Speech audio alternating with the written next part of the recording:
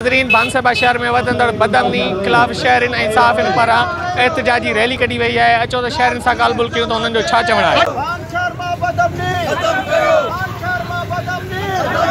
महीने खां अॻु जेको ही मसलो शुरू थियो आहे, भान में बदअमनी चोट चढ़ियल आहे। हिते शहरी महफ़ूज़ न आहिनि। असांजा कलम धणी जेके आहिनि उहे बि ग़ैर महफ़ूज़ आहिनि। दुकानदार आहे बरकत अली बिरोही, हुनजे घर में घिड़ी लखे रुपयनि जा चोरियूं करे विया।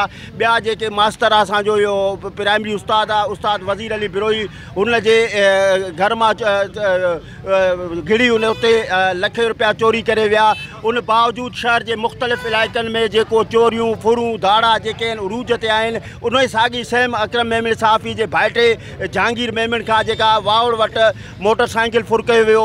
CM खे अपील था कयूं ख़ुदा CM साहब IG सिंध के बान शहर में जेके थियल चोरियूं वापसि कराए। सॼी सिंध लाक़ानूनीअ ते वर चढ़ियल आहे, पर जिते जिते रेस्पॉन्सिबिलिटी चूंडी वेंदी आहे, जितां जितां जा ज़िम्मेवार चूंडिया वेंदा आहिनि ऐं उन्हनि खे पावरफुल वागू हुजनि ऐं उन शहर जी का मालिकी न हुजे, निंदड़ा पे ज़ाहिर थिए।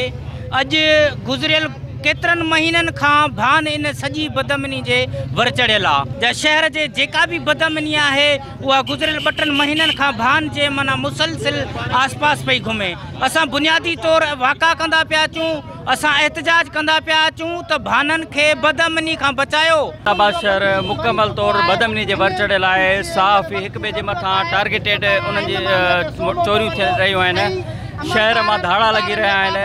CM हाउस वाहड़ के अॻियां धाड़ो लगो। पुलिस कंहिं भी किस्म जो तहरुक न वरितो आहे, न नाकाबंदी थी आहे, न का पुलिस इतला बावजूद भी 3 कलाकनि ताईं जाइ वक़्त ते न पहुती आहे।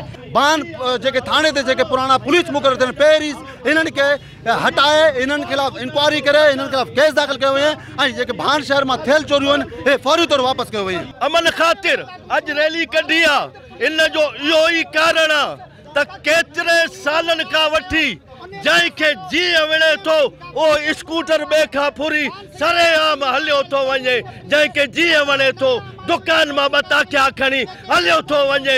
भान सईदाबाद में कानून ऐं हुक्मरानी जी रिट ख़त्म थी चुकी आहे। बिल्कुलु को बि आम ख़ासि माण्हू महफ़ूज़ न आहे। जी नाज़रीन, तव्हां मोज़ारिन जूं ॻाल्हियूं ॿुधियूं। शहरनि जो इहो ई चवणु आहे त बांसवाड़ा शहर में ॾींहों ॾींहुं बदअमनी वधंदी पई वञे। बदअमनी ते कंट्रोल करे लोकल पुलिस एहलकारनि खे हितां फौरी तौर ते हटाए शहर में ईमानदार पुलिस ऑफिसर मुक़रर कया विया आहिनि जेके शहर जे अमन अमान जी सूरत हाल बहितर बणाइनि। कैमरामैन ज़मीर चांडियो सां गॾु आसिफ अली मेमण, टाइम न्यूज़, बान सईदाबाद।